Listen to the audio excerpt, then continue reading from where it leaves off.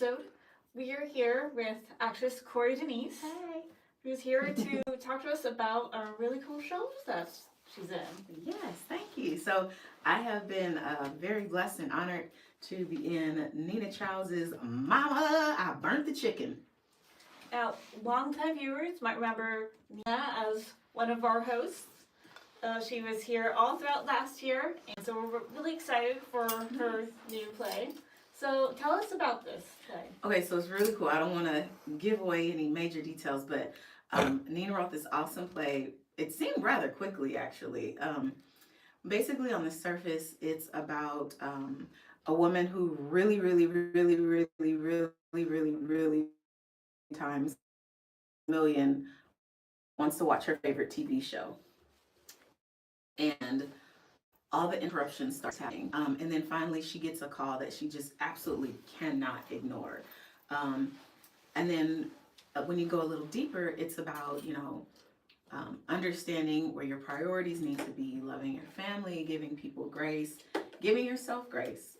So it's a really cool play. So it's very funny and layered. So how did you get involved in this? Okay, so I tell Nina she's not like a magic genie where she grants wishes, but she's more like an oracle where she like sees things in people and tells them what they need to hear and what they need. And so Nina actually called me. We had worked together previously, and before that, she's my cousin's best friend. And so I'll start from there. So we were in a wedding together, and I had made like a joke where the makeup lady was trying to put makeup on everyone, and I was like, yeah, can you do me like half wedding party, half zombie? And Nina just like cracked up, and so she was like, you're funny, I want to work with you in the future. So after that, we worked together in a play where she was of course the director, and then recently that's when she called about this play because we had worked together previously. And yeah, it just was great. She let me read for the part and liked how it was, and that's how it went pretty much. So how did you get involved in acting? So I've always really enjoyed like television. I really like TV, in particular cartoons. And so as a kid, like I would see, like the Cosby Show with Rudy Huxtable, or just like different things as a kid where I'm like, oh, I want to do that. I want to do that. But what really got me into it was my mom was a teacher at my elementary school, and she would put me in speech meets where I would read different poems and compete with other kids at these Christian schools, and it was great. And then I would do plays in my church, and then my dad and I would watch cartoons together, and we would do this thing in particular with Looney Tunes where we would watch a show, and he would say, okay, now whose voice does that sound like, and who does that sound like? And he also did it with Inspector Gadget, with Penny, who is played by the incomparable Cree Summer. Oh, she's in that. Oh, girl, she's in like everything. She's so great. That I love her. And so we would like basically play this game together, and it got me realizing that like, oh, it's more than one. It's one person doing a whole lot of things, and that made me also become really interested and passionate about voice acting as well as like theater and television and all that good stuff. So then you do a lot of theater acting. What is it about the theater in particular that you love? Oh, okay. So the first thing that comes to mind is the immediate applause. Like, clap for me. Like, I love it.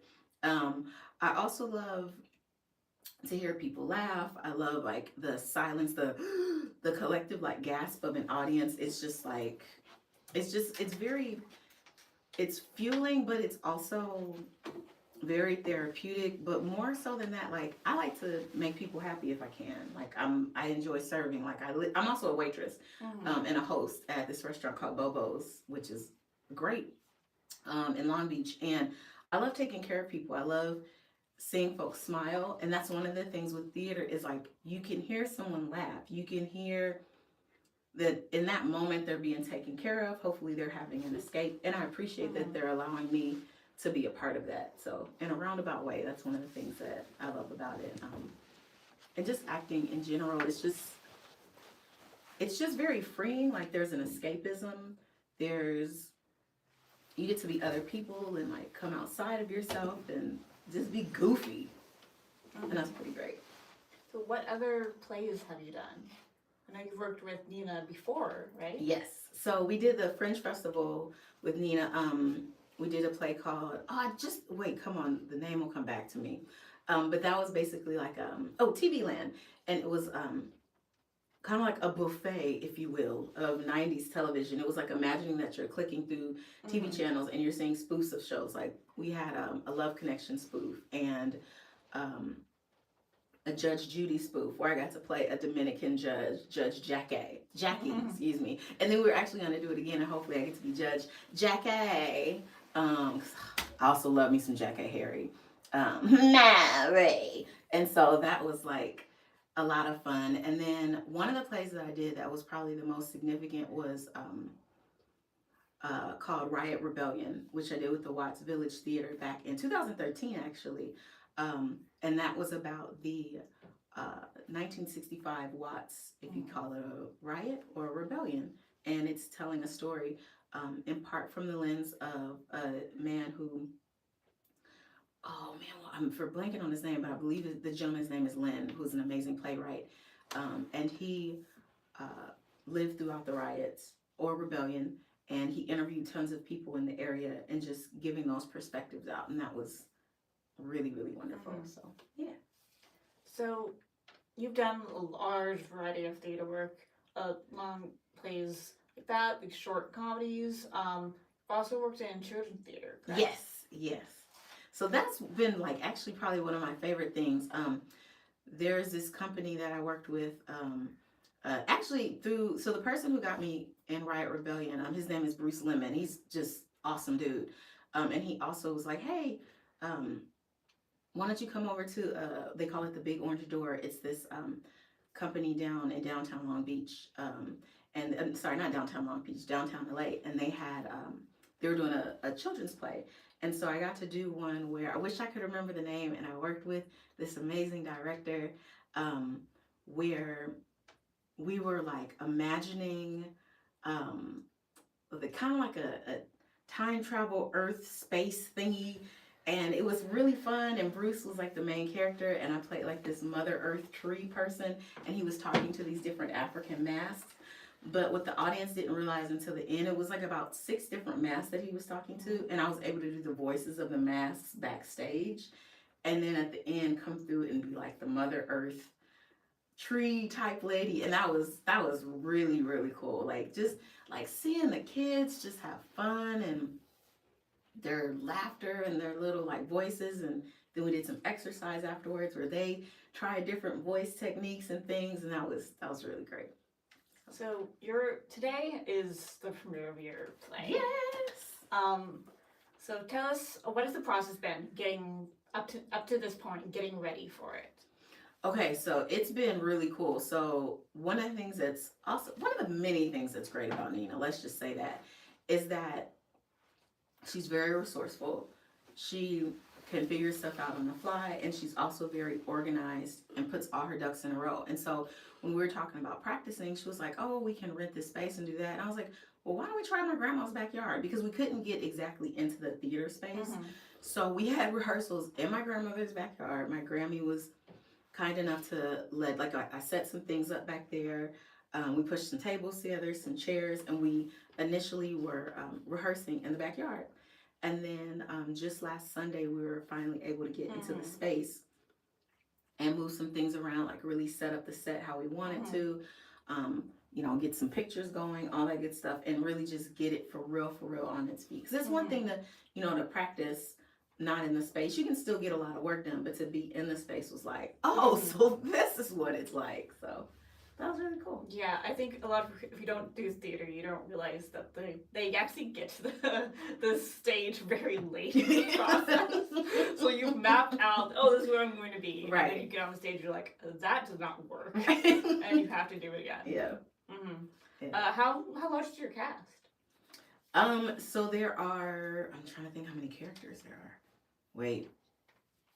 There's at least 5 different characters in the cast. So yeah, so a lot of it is, I can't really give it away. There's at least 5 different characters that are, or maybe 6.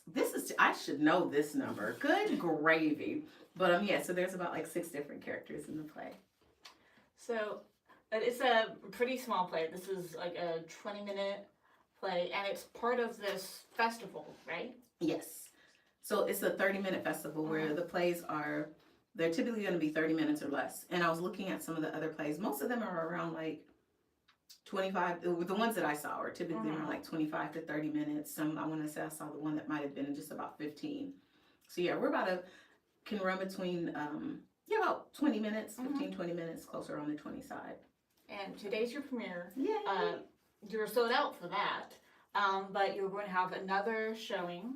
Yes. Tell us when that's going to be. So the next showing is going to be January 25th at 2:30 at the Stephanie Fury Theater. January 25th, that is, at the Stephanie Fury Theater. Great. Where can I find out more about it?